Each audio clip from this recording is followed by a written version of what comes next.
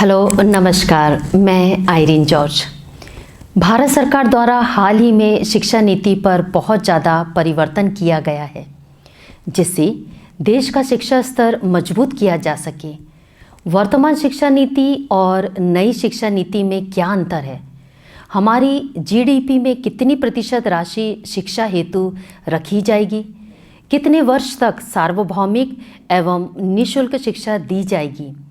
मानव संसाधन विभाग का नया नाम क्या होगा? इन प्रश्नों के साथ नई शिक्षा नीति में परिवर्तन के संबंध में सबकी जिज्ञासा का समाधान प्रस्तुत है।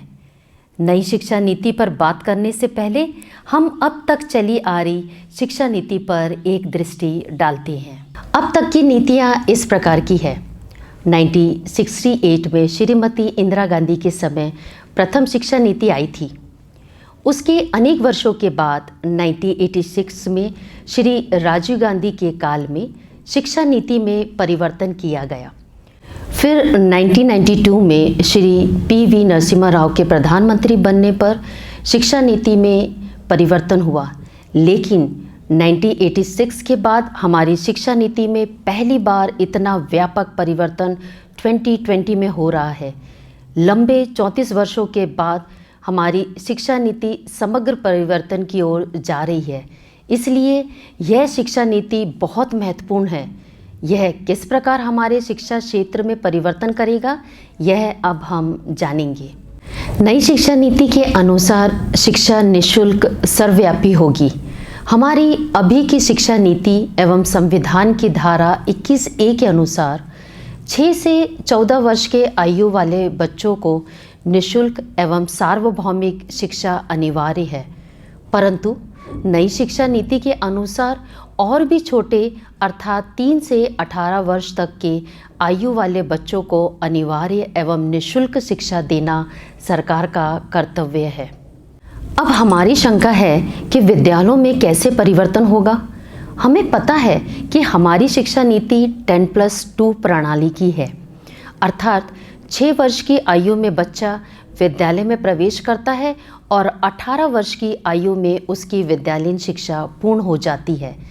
इसे हम लोग पूर्व प्राथमिक, प्राथमिक, माध्यमिक, उच्चतर माध्यमिक विभागों में बांट देते हैं। अब इसमें परिवर्तन होगा और इसके बदले 5+3+3+4 की नीति होगी। बालवाड़ी, नर्सरी, किंडरगार्टन, प्री स्कूल के नाम से जाने वाली 3 से 6 वर्ष तक की आयु वाले बच्चों को शिक्षा का समावेश भी स्कूली शिक्षा में होगा, अर्थात 12 वर्ष की स्कूली शिक्षा में ये 3 वर्ष और जुड़ जाएंगे। इस प्रकार नई स्कूली शिक्षा 15 वर्ष की हो जाएगी। अब इसे हम 4 घटकों में समझते हैं। पहले 5 वर्ष के 3 साल में आंगनवाड़ी और 2 वर्ष में कक्षा पहली और दूसरी कक्षा को रखा गया है, जिनमें 3 वर्ष से 8 वर्ष के बच्चे सम्मिलित होंगे। यह शिक्षा नीति का पहला घटक होगा। अगले 3 वर्ष में कक्षा तीसरी, चौथी और 5वीं कक्षा को शामिल किया गया है, जिनमें 8 वर्ष से 11 वर्ष के बच्चे शामिल होंगे। यह दूसरा घटक है। इसके बाद के 3 वर्ष माध्यमिक स्कूल यानी कि कक्षा 6वीं, 7वीं, 8वीं को रखा गया है, जिनमें 11 वर्ष से लेकर 14 वर्ष की आयु के बच्चे सम्मिलित होंगे। यह तीसरा घटक है। अंतिम और चौथे घटक में कक्षा 9वीं, 10वीं, 11वीं और 12वीं के 4 वर्ष में 14 से 18 वर्ष की आयु वर्ग के बच्चे शामिल होंगे। इस नई शिक्षा प्रणाली में हम देखेंगे कि 10वीं के बाद विषय चुनने की कितनी स्वतंत्रता होगी। जब हम पढ़ते थे तो विषय 3 भागों में विभाजित थे: विज्ञान, कला और कॉमर्स। इनमें से किसी एक विषय का हम चयन करते थे। पहले यदि विद्यार्थी जीव विज्ञान पढ़ना चाहे तो उसे भौतिक शास्त्र, रसायन शास्त्र पढ़ना होता था। यदि उसकी रुचि अर्थशास्त्र या राजनीति विज्ञान में हो तो वह नहीं पढ़ सकता था। पर नई शिक्षा नीति में यदि विद्यार्थी रसायन शास्त्र के साथ भूगोल पढ़ना चाहे तो वह भूगोल पढ़ सकता है। राजनीति विज्ञान के साथ भौतिक शास्त्र और जीव विज्ञान के साथ अर्थशास्त्र, इस तरह हम कई विषयों को संयुक्त करके पढ़ सकते हैं। नई शिक्षा नीति में अलग अलग विषयों को पढ़ने की स्वतंत्रता हमें दी गई है। इस शिक्षा नीति की यह सबसे बड़ी विशेषता है। अब अगला प्रश्न है कि व्यावसायिक शिक्षा को इस नीति में कितनी प्रधानता दी गई है। इस शिक्षा नीति में व्यावसायिक शिक्षा को प्रमुखता से स्थान दिया गया है। कक्षा 6वीं से व्यावसायिक शिक्षा का समावेश ही इसकी विशेषता है। एक वर्ष में 10 दिन बिना बस्ते के प्रशिक्षण देना इसका भाग है। बिना बस्ते के अर्थात 10 दिन बस्ते को अलविदा कहकर रोजगार मूलक शिक्षा जैसे बिजली का काम, नल का काम, मिट्टी के बर्तन बनाने का काम आदि छात्र अपनी रुचि के अनुसार सीखेंगे और कक्षा 6वीं से 12वीं तक अनेक घटकों में इसे पूर्ण करेंगे। हम भारतीयों को सफ़ेदपोश नौकरी से लगाव है। माता पिता ही बच्चों से कभी कभी कहते हैं, यदि तुम पढ़ोगे नहीं तो तुम्हें ये काम करना पड़ेगा। ऐसा कहकर कुछ व्यवसाय को नीचा दिखाते हैं, लेकिन अब ऐसा नहीं है। हर व्यवसाय का अपना महत्व है। अब अगला प्रश्न ये है कि बोर्ड परीक्षा का महत्व क्या कम होगा? बोर्ड परीक्षा का महत्व कम होगा, यही सच्चाई है। हर वर्ष 2 परीक्षाएं होगी। हम बहुत सी चीज़ों को रटते हैं और फिर हम परीक्षा में लिखते हैं और भूल जाते हैं, यही होता है। बोर्ड परीक्षा में सिर्फ रटने की विद्या के स्थान पर प्रायोगिक शिक्षा को महत्व दिया जाएगा। 10वीं और 12वीं बोर्ड में परीक्षाएं होंगी। नई शिक्षा नीति में रिपोर्ट कार्ड कैसे होंगे? अभी तक के रिपोर्ट कार्ड में शिक्षक विद्यार्थी का मूल्यांकन करते थे, लेकिन अब शिक्षक के साथ विद्यार्थी अपना मूल्यांकन स्वयं करेंगे। मैंने ये कार्य अच्छे से किया, इसको मैं और बेहतर कर सकता था, थोड़ा और भी अच्छे से मैं ये कर सकता था। अब उसके सहपाठी भी उसका मूल्यांकन करेंगे कि वह किस क्षेत्र में श्रेष्ठ है और किस ओर विशेष ध्यान देना है। अर्थात अब शिक्षक स्वयं विद्यार्थी और सहपाठी मिलकर समग्र मूल्यांकन करके बनने वाला रिकॉर्ड होगा रिपोर्ट कार्ड। विद्यार्थी की गहन सोच योग्यता को बढ़ाने के लिए यह नीति लाई जा रही है।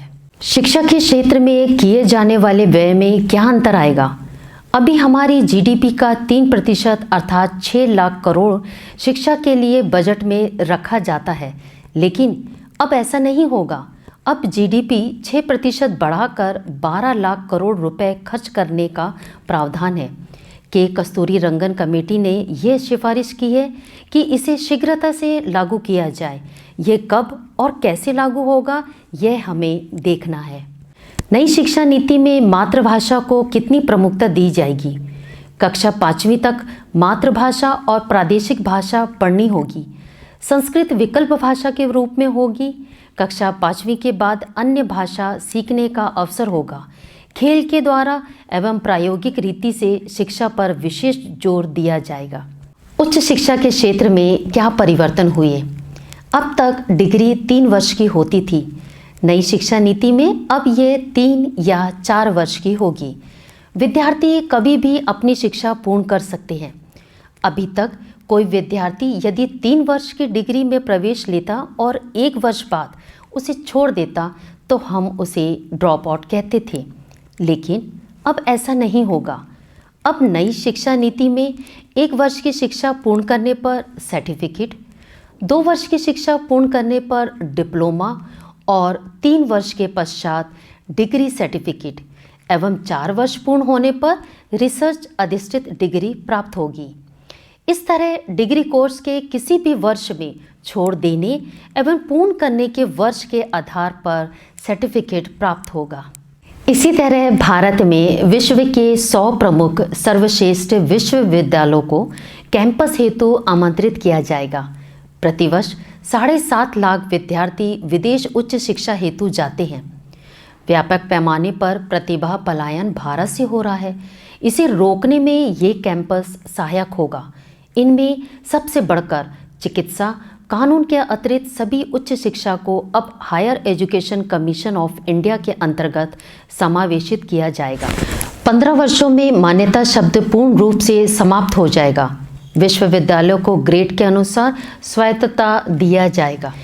अध्यापकों की योग्यता के संबंध में नई शिक्षा नीति में कुछ मानदंड बताए हैं। नई शिक्षा नीति के अंतर्गत अब एक अध्यापक की न्यूनतम योग्यता 4 वर्ष की बीएड होगा। अंत में प्रश्न है कि क्या मानव संसाधन विभाग का नाम बदल जाएगा?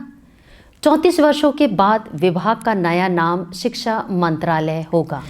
इस तरह मातृभाषा रोजगार के क्षेत्र में व्यापक परिवर्तन लाने वाली नई शिक्षा नीति आ रही है, परंतु इसे किस रूप में लागू किया जाएगा, यही इसकी सफलता का रहस्य होगा। विकसित राज्यों की तरह रोजगार मूल शिक्षा होगी। हमारे विद्यार्थी 6वीं कक्षा से अनेक रोजगार का ज्ञान प्राप्त करेंगे एवं सभी रोजगार महत्वपूर्ण है ये जानेंगे। ऐसा शिक्षाविदों का विचार है। इस शिक्षा नीति के अनेक अनुकूल एवं प्रतिकूल घटक हैं। यह किस रूप में लागू होगा एवं कितना प्रायोगिक होगा, इसका परिणाम लागू के पश्चात ही ज्ञात होगा। हम सब नई शिक्षा के लागू होने की प्रतीक्षा करें। धन्यवाद।